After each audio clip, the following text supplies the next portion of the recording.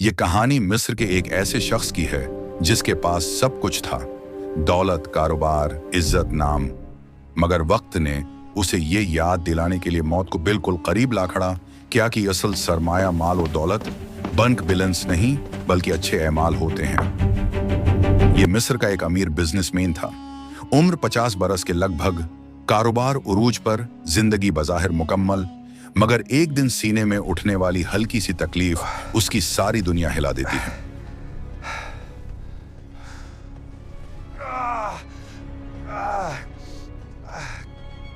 Cairo के सबसे बड़े अस्पताल में मुआयना हुआ। ये रिपोर्ट परेशान कुन है। हाँ, हालात बहुत खराब हैं। हमें फौरन कुछ करना होगा। ठीक है, आइए मरीज के पास चलते हैं। डॉक्टरों ने फाइल बंद की और माजरत के साथ कहा, हम पूरी कोशिश कर चुके हैं, बेहतर है आप यूरोप जाकर मुकम्मल चेकअप करवाएं। यूरोप में जदीद तरीन टेस्ट हुए। कमरे में खामोशी थी जब डॉक्टर ने फैसला कुन जुमला कहा, डॉक्टर साहब, मेरी रिपोर्ट्स कैसे हैं? अफसोस, आपकी बीमारी लाइलाज है। लाइलाज नहीं? ये कैसे हो सकता है? हम सब कोशिश कर चुके हैं। अफसोस, आप चंद दिनों के मेहमान हैं। आप चंद दिनों के मेहमान हैं। आपका दिल आहिस्ता आहिस्ता काम छोड़ रहा है। ये जुमला किसी हथौड़े की तरह इसके दिल पर लगा। वो बाईपास करवाए बगैर खामोशी से मिस्र वापस आ गया और जिंदगी के दिन गुनगिन कर गुजारने लगा। एक दिन वो बाजार से गुजर रहा था। कसाई की दुकान पर रखा गोश्त खरीदने लगा कि अचानक उसकी नजर एक औरत पर पड़ी।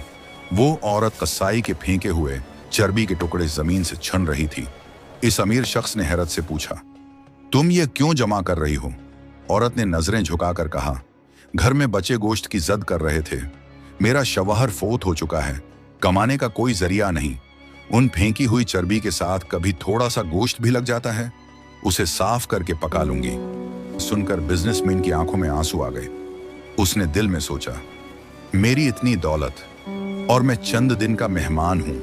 अगर ये दौलत किसी गरीब के काम आ जाए तो उससे बेहतर किया हो सकता है। इसी लम्हे उसने उस औरत के लिए काफी सारा गोश्त खरीदा।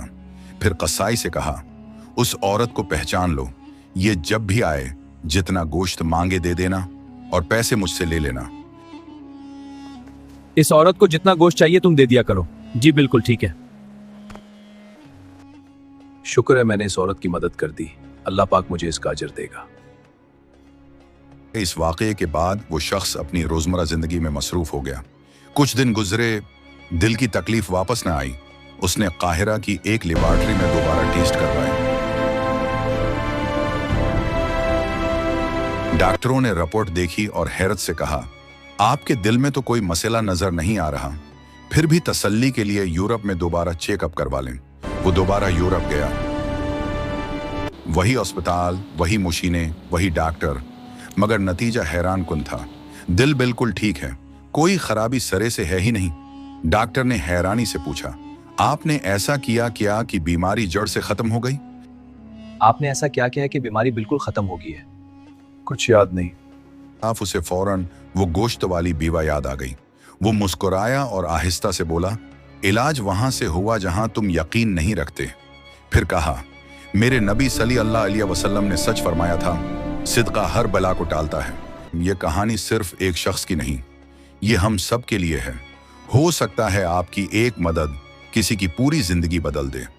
उसे शेयर करना आपके लिए भी सिदका जारिया बन सकता है।